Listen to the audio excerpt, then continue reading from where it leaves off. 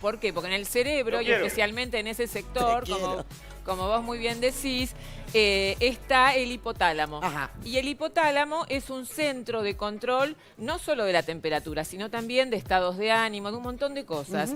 Ahora, ¿de dónde le viene al cerebro la información, específicamente al hipotálamo, para entender que afuera de nuestro cuerpo está cambiando la temperatura? Hay un montón de sensores que tenemos en nuestra piel y también en órganos internos, como por ejemplo los pulmones.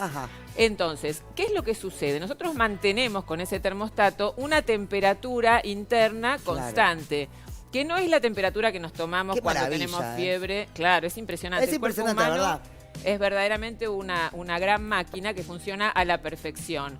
Les decía, la temperatura interior, bueno, acá Ernestina, ustedes no la vieron, pero hay partes de mi cuerpo que no están funcionando a la perfección. Bueno, pero siempre hay alguna solución y por eso traemos la información acá. Les decía, cuando nos tomamos la temperatura debajo de las axilas, por ejemplo, habitualmente si tenemos 37, 37 y medio, ¿qué decimos? Uy, estás con febrícula o estás levantando temperatura.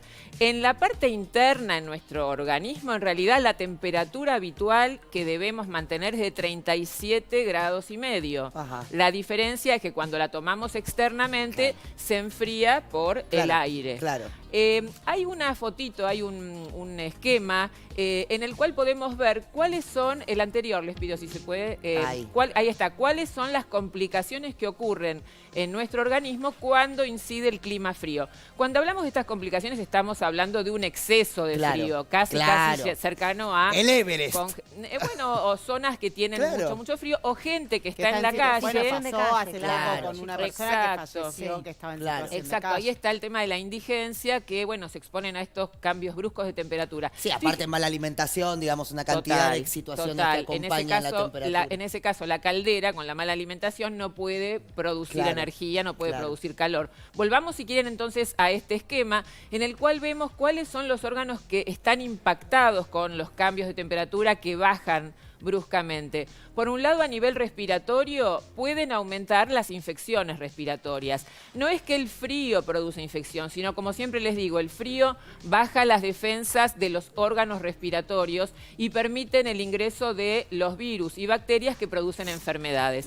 Por otro lado, también se afecta de gran manera, o puede afectarse, el corazón. Claro, no, y aparte también pasa que los ambientes están encerrados, hay mucha gente en un mismo lugar, los contagios son mucho más frecuentes en invierno, que no ventilamos los ambientes. Exacto, las bacterias y virus están en nuestra boca, en nuestra nariz, pero con el frío bajan esas defensas. Entonces, les decía, el corazón también puede verse alterado, sobre todo en aquellas personas que tienen alguna predisposición de enfermedades cardíacas. Pueden aparecer infartos agudos de miocardio, por ejemplo. Y esto se debe a que el corazón, como forma parte de esta gran máquina que decíamos, necesita bombear más rápido, con mayor fuerza, para enviar sangre a todos los órganos y mantener la temperatura estable. Entonces, aquellas personas que tuvieron algún problema cardíaco deben evitar los cambios bruscos de temperatura, especialmente la exposición permanente al frío.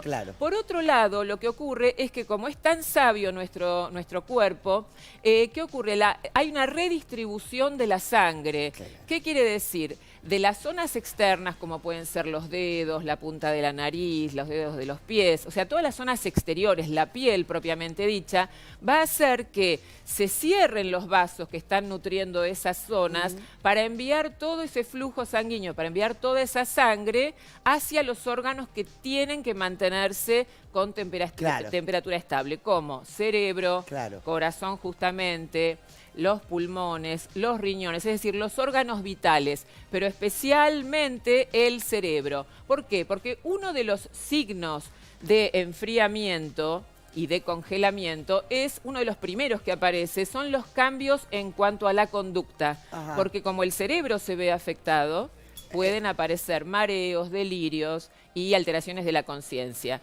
El punto es, por ejemplo, ¿viste cuando se dice entrar en calor? Cuando vas a hacer un ejercicio.